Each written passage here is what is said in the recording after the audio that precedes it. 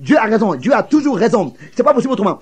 Car si il est Dieu, ici c'est Dieu qui parle, alors cela est juste. Et si c'est juste, alors si ce n'est pas juste, ça veut dire que ce n'est pas Dieu. Si c'est juste, ça veut dire que c'est Dieu. Tous les Juifs croyaient cela. Un jour, mais l'Église s'était éloignée et chacun marchait dans leur propre voie. Ils avaient des complications, des traditions et c'est ainsi qu'ils ont placé leurs interprétations à la place de la parole. Et comme aujourd'hui ça se passe, car dans ce temps, tout cela se répète. André avait été satisfait. Il savait, ça c'est le Messie. Maintenant, il est allé chercher Pierre, son frère, Siméon, et il a dit, viens, écoute, cet homme, car cet homme là-bas au Jourdain a dit que c'est celui qui devait venir. Et il a dit qu'il a vu l'Esprit de Dieu venir sur lui. Et c'est le Fils de Dieu. Viens, écoute-le, car les signes ont lieu. Et cela le confirme. Et quand il est allé avec lui enfin, et qu'ils sont venus dans la présence de Jésus, il savait de quelle manière il allait se manifester. Vous voyez, dans Jean 1, verset 42, Jésus le vit venir et il lui dit, tu es Simon. Jésus l'ayant regardé dit, tu es Simon, fils de Jonas. Oh, c'est cela qui a produit l'effet. Comment est-ce qu'il pouvait savoir qu'il s'appelle Simon et que il est le fils d'un homme qui craint Dieu, qui lui a enseigné tout cela, et que son père s'appelle Jonas? Comment il a pu savoir cela? Il a su alors que cet homme doit être prophète. Et déjà, cela s'est accompli. Il n'avait plus besoin d'une autre expérience. Il était entièrement donné au Seigneur Jésus-Christ et au royaume de Dieu, consacré pour toute sa vie. Vous voyez, Jésus s'est identifié de cette manière autrefois. Il disait, ton nom est Simon, tu es le fils de Jonas. C'était son père. Et cela a entièrement rendu Jésus prophète, confirmé prophète. Il croyait. Nous constatons que il y avait un qui était là qui s'appelait Philippe, qui ensuite est allé appeler Nathanaël. Il a vu cela. Et lui aussi, il était un vrai Israélite. Et il pensait, mais qu'est-ce qui se passe ici?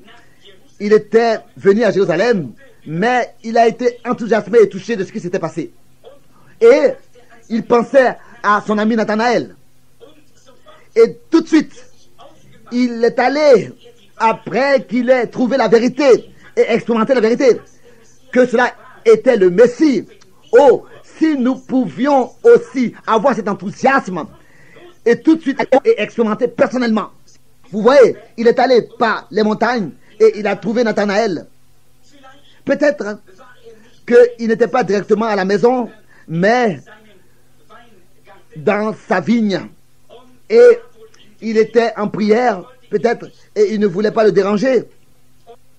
Et il a commencé à parler. Et peut-être que cet homme dans la prière a dit, oh Dieu, Jéhovah, tu as promis le Messie. Quand est-ce que cela va arriver? Je veux le voir avant de mourir. Où est-ce qu'il est? Comment est-ce que je peux l'expérimenter? Il priait peut-être de cette manière, de tout son cœur, pour qu'il voudrait bien le voir.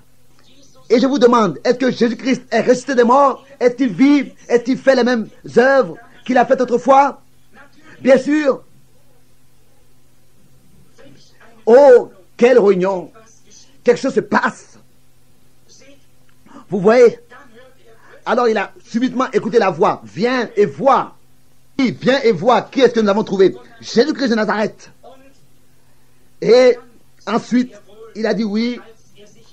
Quand il s'est levé, un moment s'il vous plaît. Qu'est-ce que tu veux me dire?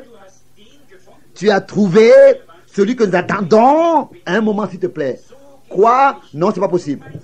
Tu veux dire Jésus de Nazareth? Est-ce que tu veux dire que le Dieu Tout-Puissant va s'identifier à une petite ville comme ça, comme Nazareth? Et de Nazareth, est-ce que de Nazareth quelque chose de bon peut venir? Et il lui a donné la meilleure réponse qu'on peut donner à quelqu'un. Viens et vois.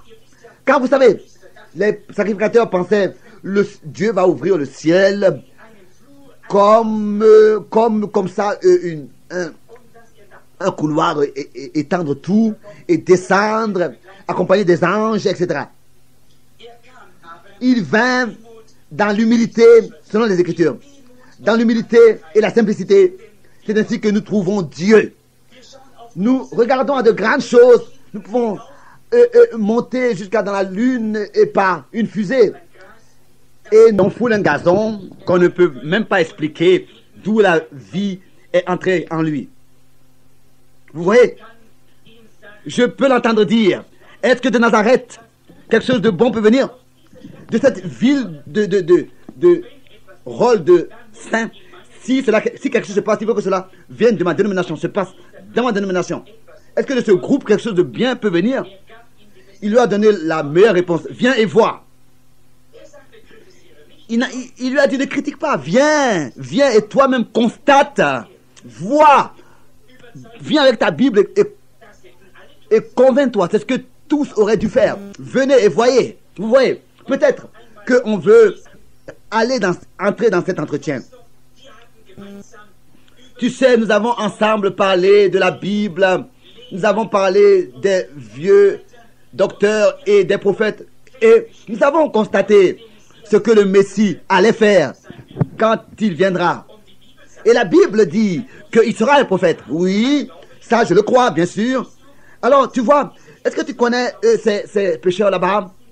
Simon et André. Simon qui ne peut même pas écrire son propre nom. Et etc. Tu sais quoi? André l'a apporté à cet homme. Et il lui a dit, ton nom est Simon. Tu es le fils de Jonas. Moi, je ne serais pas étonné s'il peut te dire ton nom. Oh, écoute, arrête. Écoute ça, c'est pas possible. Il ne me connaît pas. Et, vous savez quoi? Dès que Nathanaël vint dans la présence de Jésus, qu'est-ce qui s'est passé?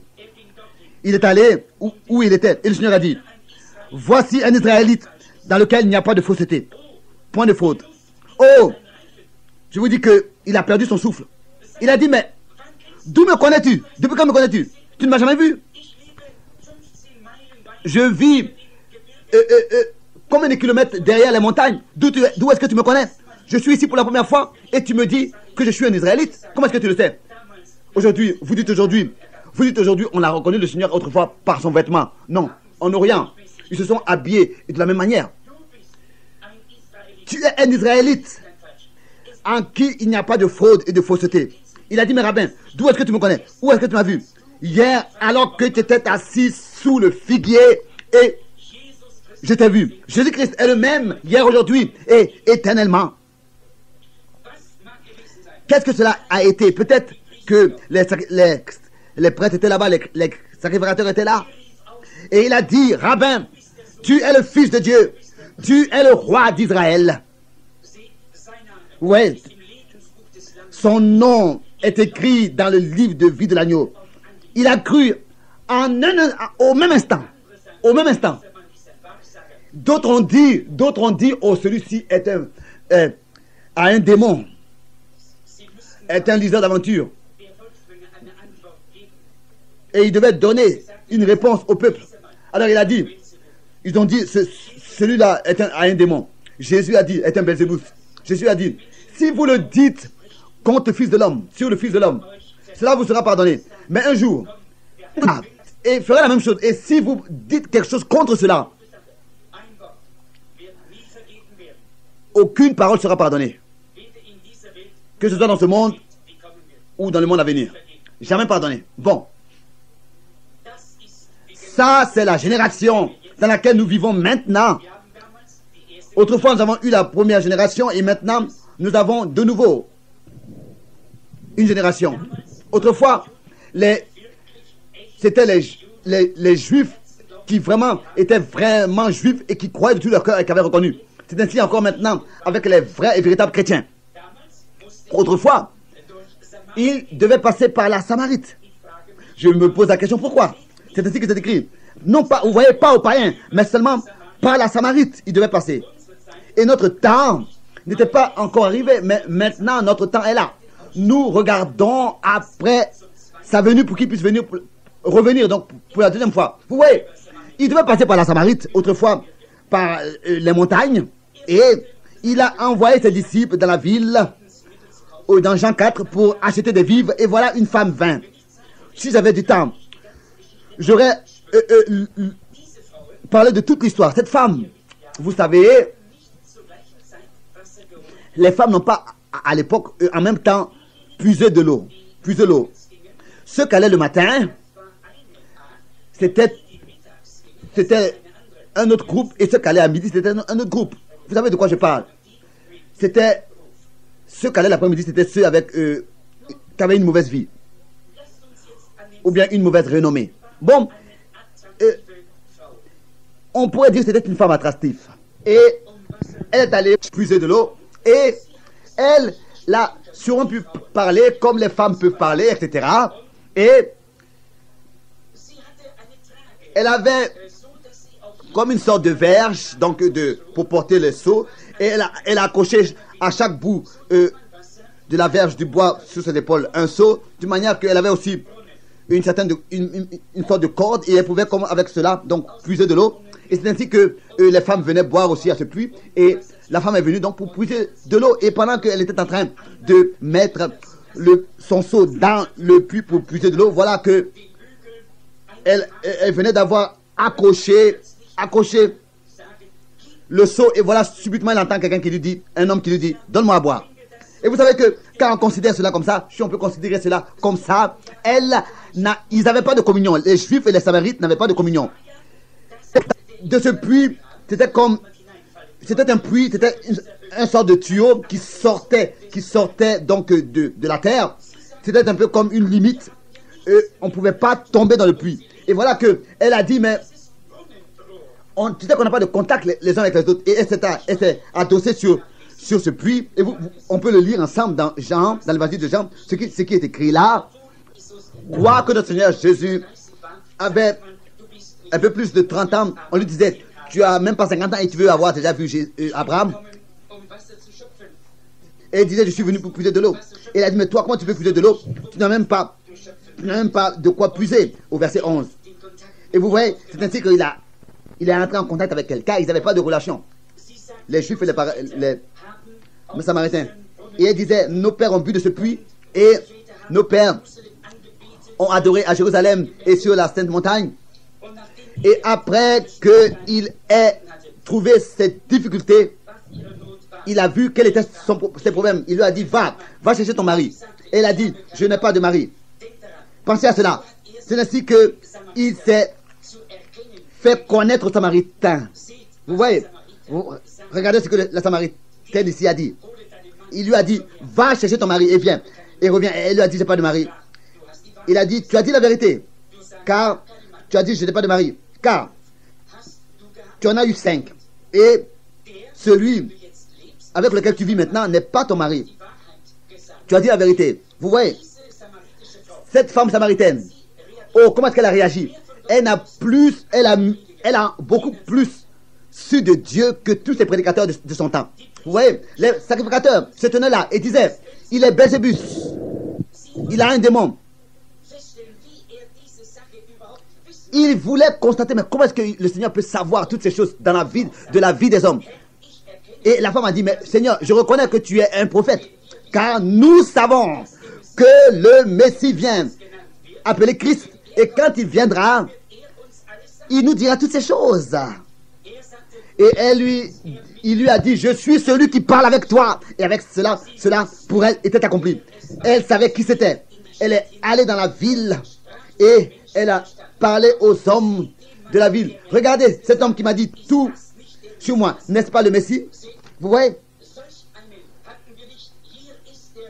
Une telle personne, on n'en a jamais vu. Voilà le véritable Messie. C'est ainsi qu'autrefois, il s'est identifié parmi les Juifs et aussi parmi les Samaritains. Ça, c'était la fin de son temps, autrefois. Bon, l'Église a eu à peu près 2000 années d'enseignement, comme elle avait eu autrefois. Si les païens ne reçoivent pas la même chose comme cette femme autrefois, donc Dieu n'est pas juste. Comment est-ce que nous pouvons le reconnaître? Il est avec nous, en nous et agit par nous, d'une manière que l'Esprit, que en tant que baptême du Saint-Esprit, nous désignons qu'il habite en nous et il agit parmi les hommes, tel que nous le lisons dans Jean 14, verset 12, celui qui croit en moi fera les œuvres que j'ai faites. Est-ce que cela n'est pas vrai? Dans Jean 14, verset 12, il est allé là-bas à la foule qui était allongée et qui attendait le mouvement de l'eau. Vous voyez, Dieu a toujours eu une possibilité de guérison pour les croyants. L'eau a été mouvementée. Vous savez ce que cela signifie? Ça a été mouvementé. Un ange vint et l'a mouvementé. Et le premier qui, avec foi, entrait dans cette eau était guéri. Vous voyez? Jésus est passé par là et il a vu une certaine personne qui était malade. On ne sait pas exactement ce que cette personne avait. De toute manière, il était malade. Que ce soit qu'il ait eu la prostate ou bien une autre maladie, nous ne le savons pas. Mais pourquoi est-ce qu'il ne s'est pas tourné à tous les autres qui étaient malades?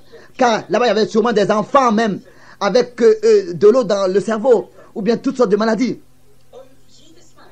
Et à chaque fois, cet homme-là disait, quand je veux entrer dans l'eau, quelqu'un me dévance et est plus rapide que moi et entre dans l'eau. Et subitement, il entend ces paroles. Prends ton lit et entre à la maison, tu es guéri. Vous voyez? Et ensuite, il a porté sa civière. Le jour du sabbat, il a porté son lit le jour du sabbat. Oh, il fait encore la même chose aujourd'hui. Si aujourd'hui quelqu'un vient. Oh, merci frère pour le Amen. Vous voyez? Si aujourd'hui quelqu'un est là et qui est malade de la prostate ou bien d'une certaine autre maladie, vous voyez, que ce soit une personne boiteuse, quoi que ce soit que vous ayez, vous voyez, vous devez croire, Jésus-Christ est le même.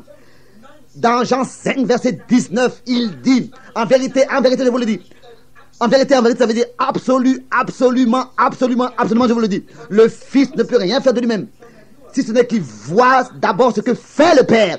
C'est ainsi que le Fils le fait de la même manière. Vous voyez, d'abord, il voyait en vision ce que le Père lui montrait. Et cela le faisait devenir un prophète, le faisait être un prophète. Aujourd'hui, il est le même. Il fait la même chose par le même Saint-Esprit. Nous l'avons accepté et reçu. Et nous le recevons par le baptême du Saint-Esprit. C'est ainsi que nous voyons le parler en notre langue et l'interprétation, il agit parmi nous. Nous savons qu'il y a des imitations, mais ce n'est pas de ça que je parle aujourd'hui. Ici, il s'agit des vérités bibliques que Jésus-Christ, en tant que le même, peut se manifester. Il est le Fils de Dieu et il vit éternellement. Il disait, un peu de temps, et le monde ne me verra plus. Le cosmos, les dénominations, le monde religieux, le monde. Mais vous me verrez, car moi, une personne non personnelle, moi, je serai en vous, avec vous, jusqu'à la fin du monde. Avec vous, en vous. Moi-même, je serai en vous. Et je ferai mon œuvre par vous. Jean 14, versets 15 à 17. Jusqu'à la fin des temps. Le même hier, aujourd'hui et le même éternellement. Le Dieu du ciel l'a promis. Je voudrais maintenant vous poser une question. Vous qui êtes ici aujourd'hui. Je voudrais que vous puissiez savoir. Il n'existe pas un guérisseur, un sauveur sur terre en tant qu'homme. Seulement celui seul-là qui l'est réellement. Le Seigneur lui-même qui maintenant agit sur terre ici, se manifeste par les siens. Vous voyez, autrefois, il a prouvé qu'il est le Messie. Et il disait, tel que c'était dans les jours de Noé, dans les jours de Lot, c'est dans les jours de Noé, le déluge vint, dans les jours de Lot, vint le feu. Comment est-ce que le Seigneur s'était manifesté? Lui-même, il vint, il est descendu, et Lot est comparable à un membre d'église tiède. Mais il y avait eu 3 anges qui vinrent d'abord à Abraham. Et Abraham représente le troupeau appelé à sortir de Sodome et de Gomorrhe. Vous voyez, et 2 des anges sont allés à Sodome et Gomorrhe et ont prêché là-bas. Ils n'ont pas fait de miracle, comme un Billy Graham moderne, ou bien quelqu'un de semblable. Mais le Seigneur s'est fait connaître seulement parmi le groupe de ceux qui étaient sortis de Sodome. Mais reconnaissez, qui n'étaient pas dans Sodome, qui étaient sortis, qui étaient à l'extérieur. Mais imaginez-vous, avant que la destruction vienne, l'ange de l'Éternel resta avec Abraham, était auprès d'Abraham. Regardez, Abraham avait presque 100 ans et Sarah 90, et il restait attaché fermement à la promesse qu'ils avaient reçue. C'est ainsi, il vient à ceux qui croient sa parole et qui restent attachés aux promesses de Dieu pour leur époque. Celui qui était resté avec Abraham s'est fait connaître à Abraham. Il a tourné son dos à la tente dans laquelle Sarah était. Auparavant, il était Abraham et ensuite Abraham avec un H entre. Avant, c'était Sarai et maintenant, ça a été Sarah. Vous voyez, et maintenant, il s'est adressé à lui ainsi, comme il s'était adressé à lui avec son nom changé. Et il lui a dit, elle est dans la tente, et il lui a dit, elle est dans la tente derrière toi. Sûrement qu'elle était repartie dans la tente. Ça, c'était la promesse. Abraham, je vais te visiter l'année prochaine, dans la même époque. Et il a dit, ta femme aura l'enfant. Et la Bible dit qu'elle était dans la tente derrière lui. Et elle a ri en elle. Et il a dit, pourquoi est-ce que Sarah a ri? Vous voyez, il savait ce qu'elle pensait dans son cœur derrière lui dans la tente. Est-ce que vous voyez ce que je veux dire? Et alors que Abraham ensuite était sur son chemin, Abraham savait qu'il parlait avec Dieu. Il s'adressait à Elohim, au Dieu Tout-Puissant, à celui qui satisfait. Jésus-Christ disait, tel que c'était du temps de Lot, c'est ainsi que ce sera dans les jours du Fils de l'homme, quand il se manifestera, quand il se révélera. Vous dites, oh frère Branham, tu ne crois pas que c'était Dieu? La Bible dit que c'était Dieu. Et c'était Dieu. Vous voyez? Et de la même manière, Dieu, dans les derniers jours, avant que le monde soit détruit, Dieu refait la même chose et se prouve, s'identifie ici dans une chair humaine parmi son peuple. Il vit, il est le même hier, aujourd'hui et le même éternellement. Oh, il ne s'agit pas de savoir est-ce qu'il vous guérira ou pas. Là, cette question est déjà répondue. Si vous pouvez seulement croire qu'il vit aujourd'hui pour confirmer cette guérison qu'il a déjà accomplie pour vous. Oh, je crois.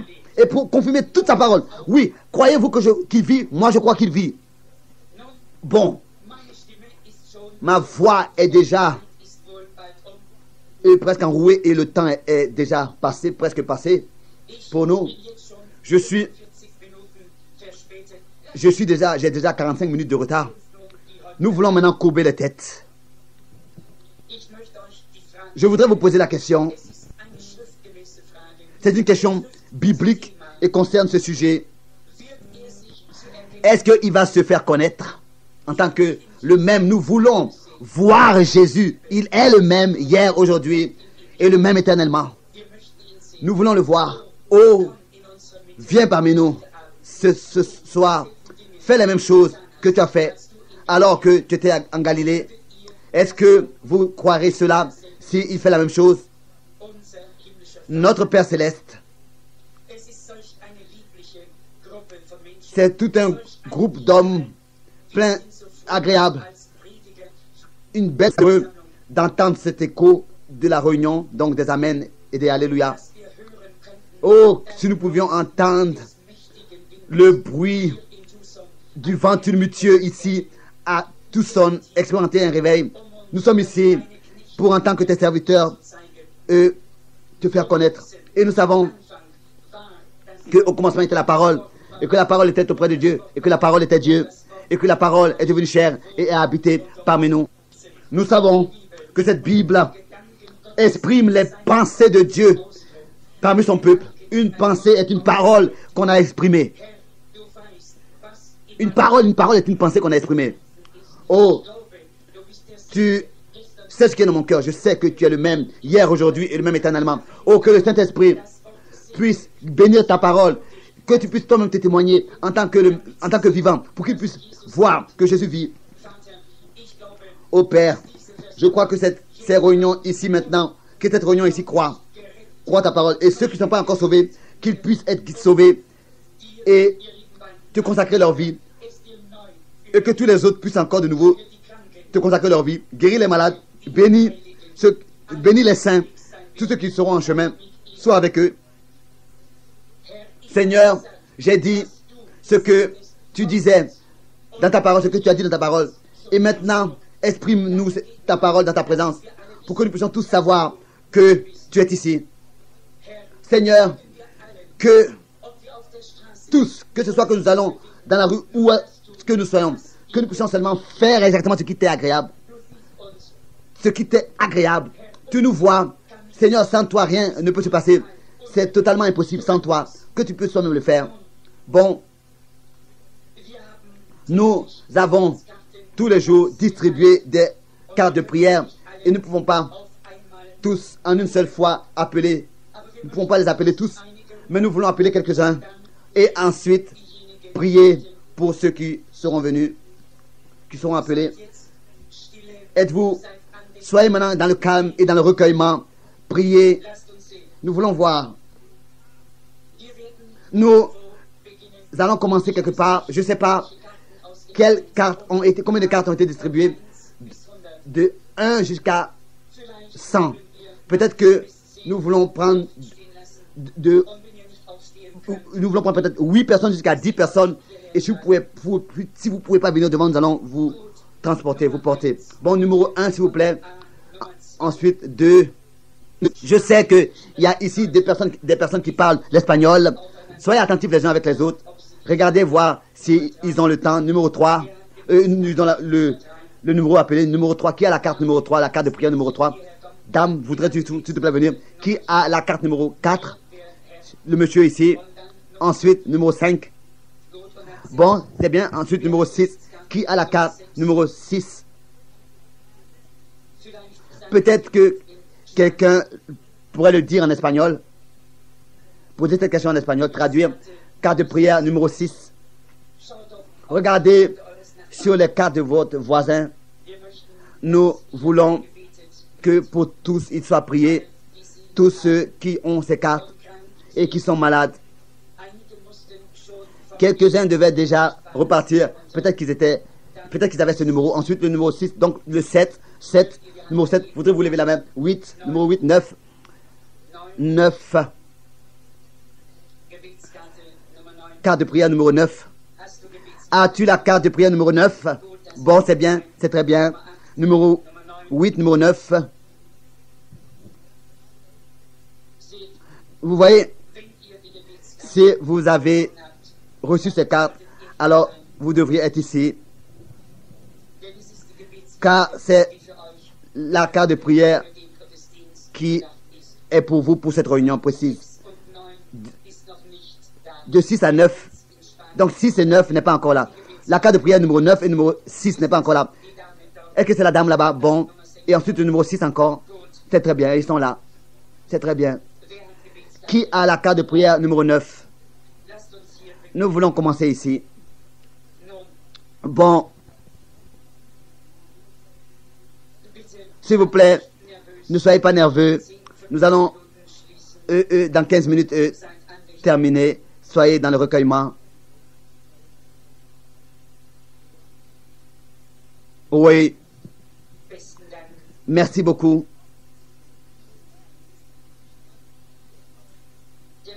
Le frère vient de me dire que nous n'avons pas besoin de terminer à 10 heures. Tant que je vois, je pense ne connaître personne. Qui a des cas de prière?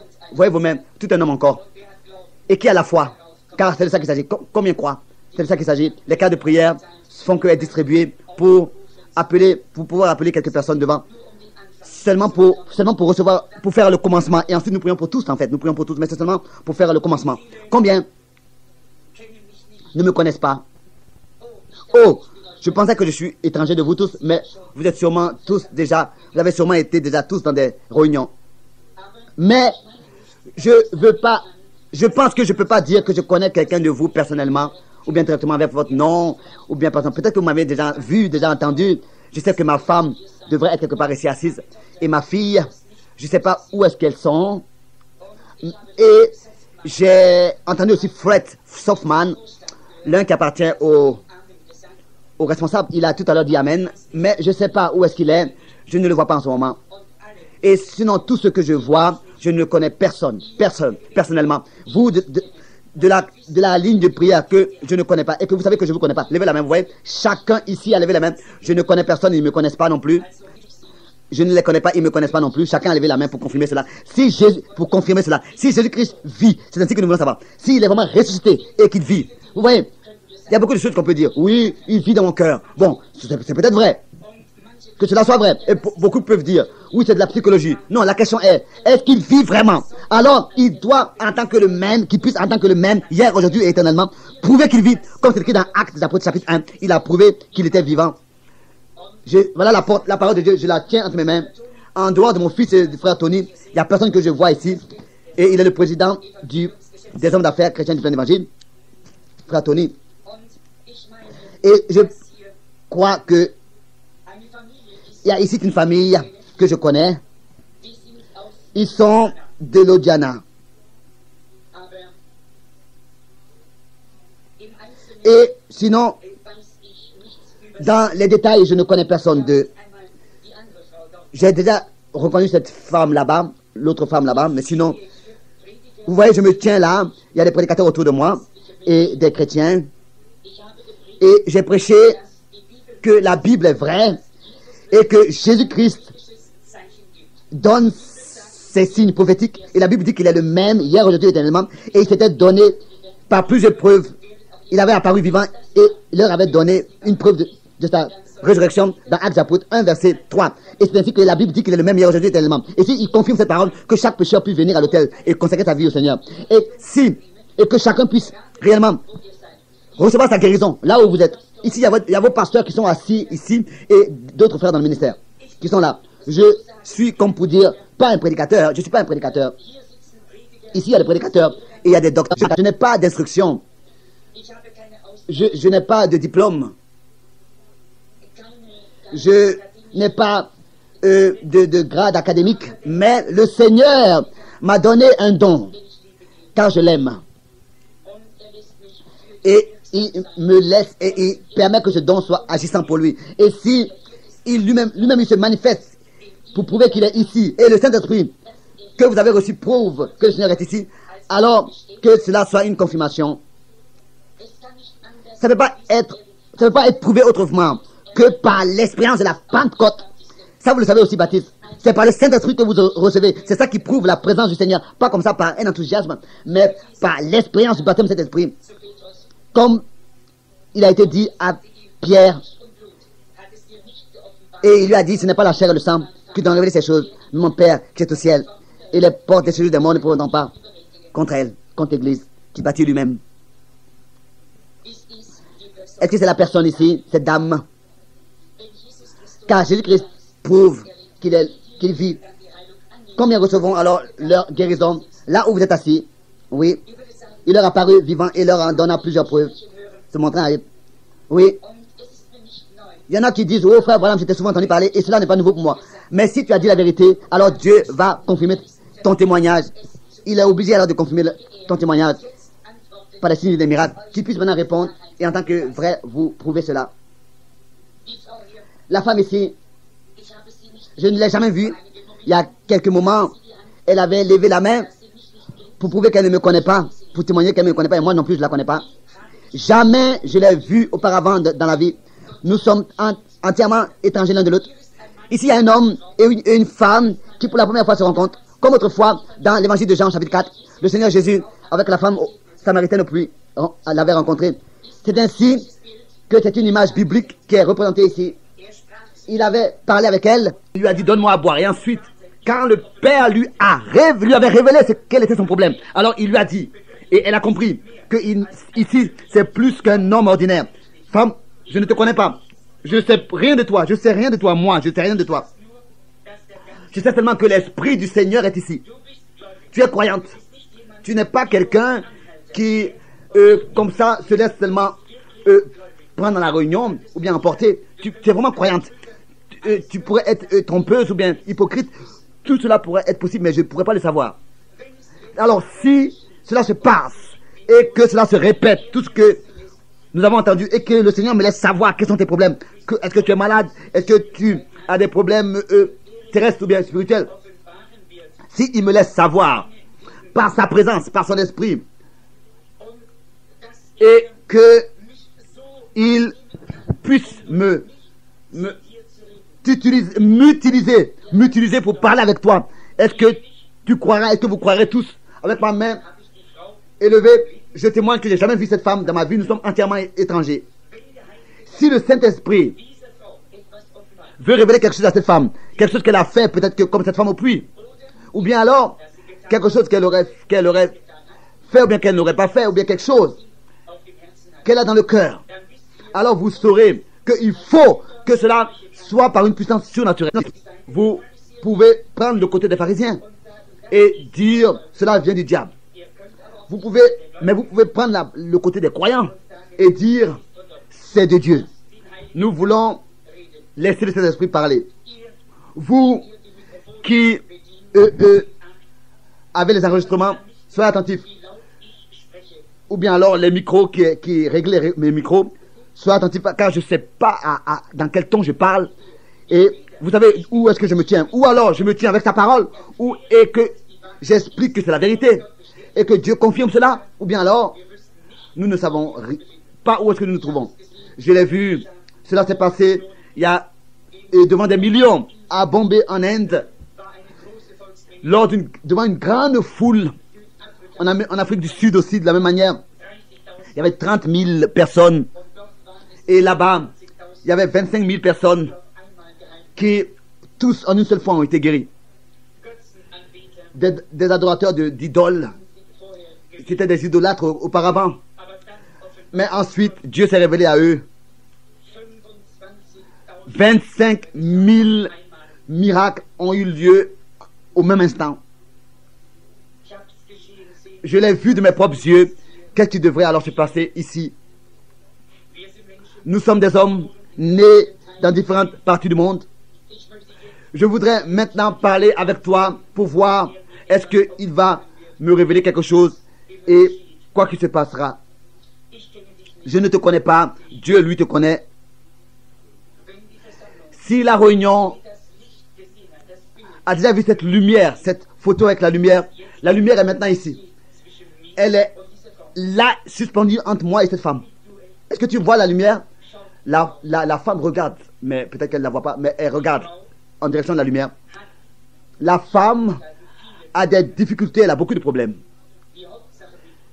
La chose principale avec elle, des douleurs à la vésicule biliaire. Si cela est vrai, c'est vrai, lève ta main, c'est vrai. Croyez-vous, douleur de la vésicule biliaire, à la vésicule biliaire. Croyez-vous qu'il est le même hier, aujourd'hui, éternellement? Crois-tu ça, frère? Tu pensais que quelqu'un a pensé qu'il a imaginé ce que tu pourrais avoir? Non, un moment. Jésus a connu ses pensées. Jésus est avec nous. Je ne te connais pas, moi. Jésus, lui, il peut me dire qui tu es. Alors tous, frère, Madame Holleman, tu peux repartir à la maison. Jésus-Christ t'a guéri. Madame Holleman, croyez-vous maintenant tous? Vous dites, comment est-ce que tu peux dire le nom de la femme? Est-ce que le Seigneur n'a pas dit le nom de Simon et de Nathanaël et de tout ça? Il est le même. La Bible dit qu'il est le même. En toutes choses, il est le même. Croyez-vous cela? Vous voyez, la Bible a raison. Comment vas-tu, monsieur? Ici, il y a un homme que je n'ai jamais vu dans ma vie. Nous sommes étrangers les uns des autres. Pour que tous puissent savoir que cela est ainsi. Lève ta main. Jamais. J'ai déjà vu cet homme. Voilà, je ne le connais pas. Je ne l'ai jamais vu. Dieu, lui, il sait toutes choses sur lui. S'il est malade et que je pouvais le guérir, est-ce que je ne serais pas une méchante personne si je ne le guérissais pas? Mais je ne peux pas le guérir. Je peux rien faire je peux rien faire de ce que Christ a déjà fait. Il est déjà guéri. Cette personne est déjà guérie. Si Jésus-Christ se tenait ici avec moi, il te dirait seulement, je t'ai déjà guéri. Je l'ai déjà fait alors que je mourus pour toi. Il fut meurtri. Il fut frappé. Il fut meurtri. Tu es guéri. Nous tous, nous sommes guéris en tes meurtrissures. Ici, il y a quelqu'un avec une femme. Je ne l'ai jamais vu, jamais rencontré. Bon, monsieur, si le grand Saint-Esprit, vous voyez, il y a quelque chose qui s'est déjà passé. La lumière est suspendue sur cet homme. Bon, un moment. Cela vient de se passer il y a un moment, n'est-ce pas? Et cela a créé en toi un sentiment étrange, n'est-ce pas? Bon. Cet homme est un peu sourd, mais il a quelque chose de grave. Il a été opéré d'une brisure qui n'a pas été guérie. Crois-tu, cela c'est vrai? Voilà. Je n'invente pas ces choses, je n'imagine pas, elles sont vraies. Il a quelque chose dans son cœur. Est-ce qu'il verra si cela est Dieu ou pas? Il a quelque chose sur son cœur, un désir dans son cœur. Quelqu'un est dans la réunion, sa femme est ici, et elle a des douleurs, elle a des problèmes, et elle est dans un état très grave. Vous deux, vous êtes guéris et vous pouvez repartir à la maison, au nom de Jésus-Christ. Croyez, ne doutez pas. Croyez, toutes choses sont possibles à tous ceux qui croient. Je ne veux pas guérir. Je ne suis pas un guérisseur. Mais Jésus-Christ prouve sa résurrection, prouve qu'il est ici.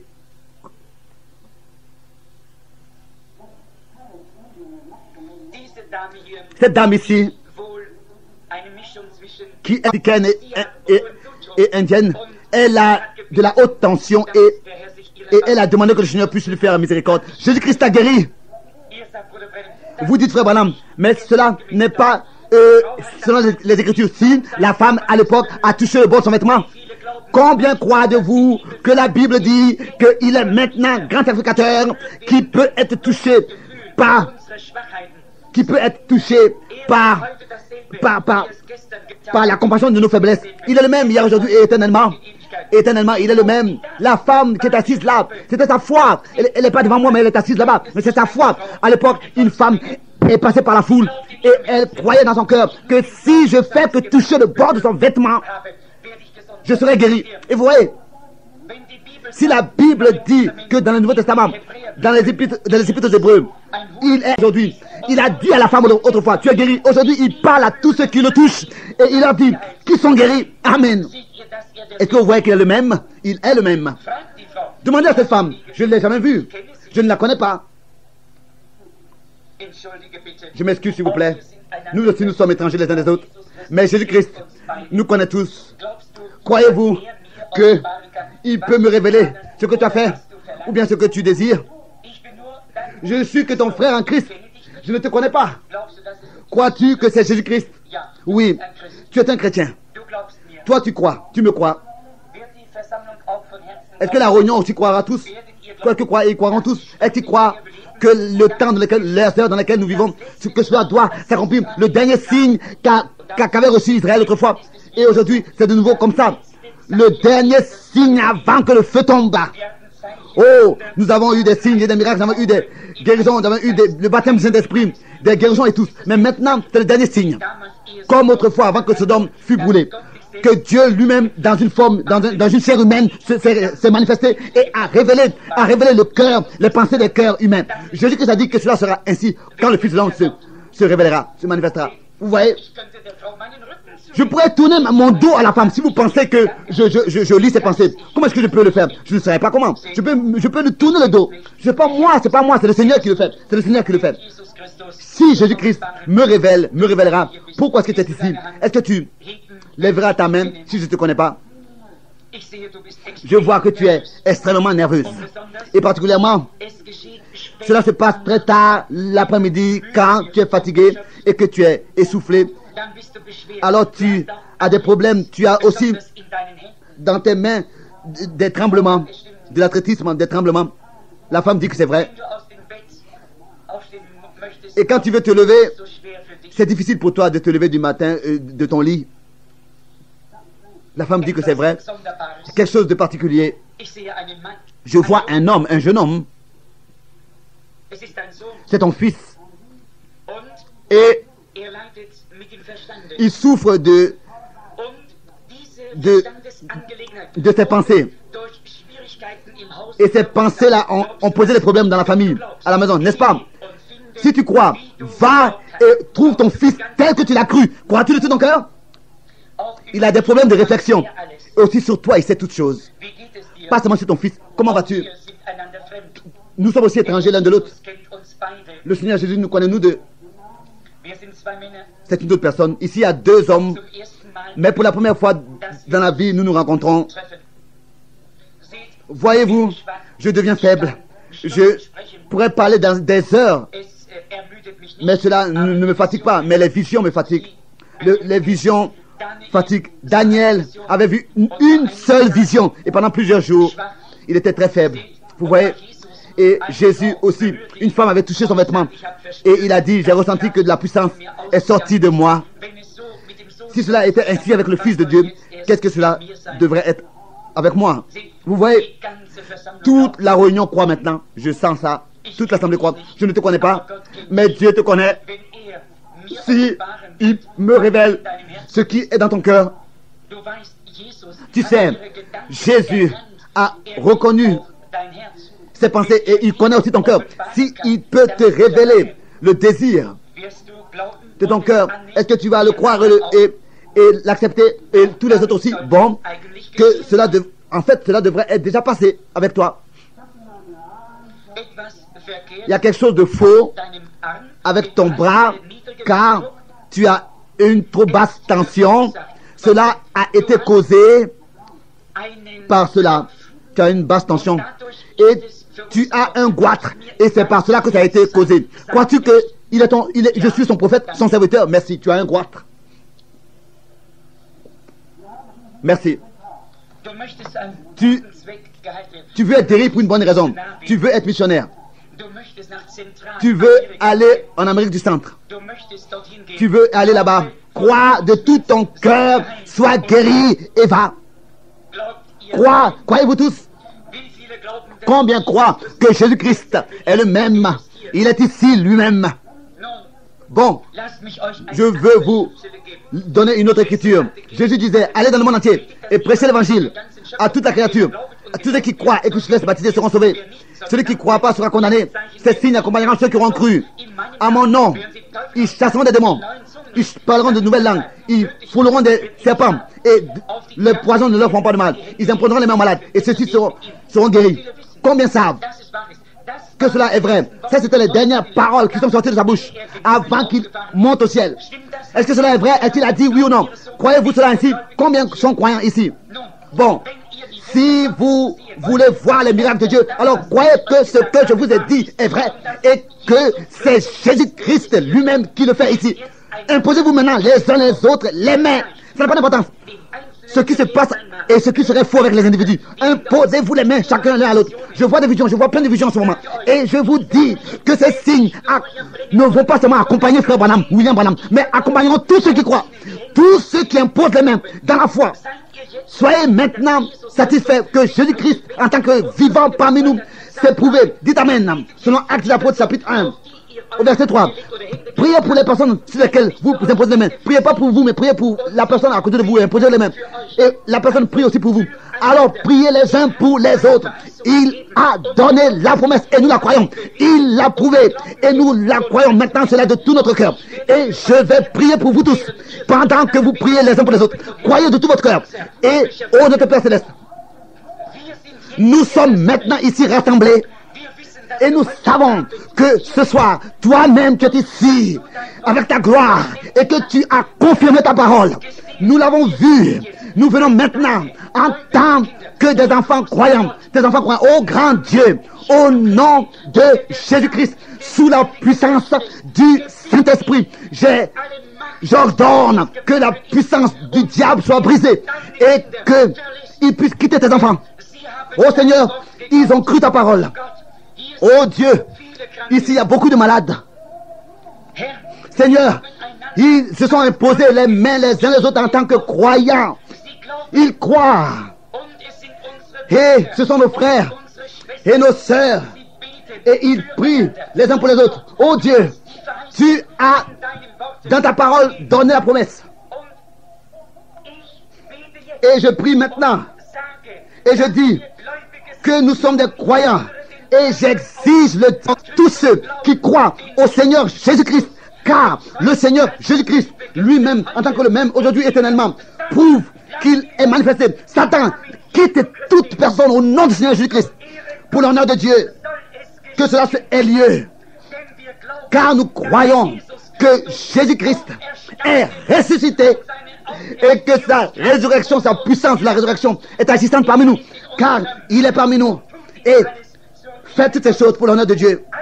Tous ceux qui sont présents et qui croient que Jésus-Christ a confirmé sa parole et qu'il est ici lui-même pour confirmer ça et qu'il a accompli sa parole dans ce bâtiment en tant que le même Jésus-Christ et que nous croyons que sa parole est la véritable.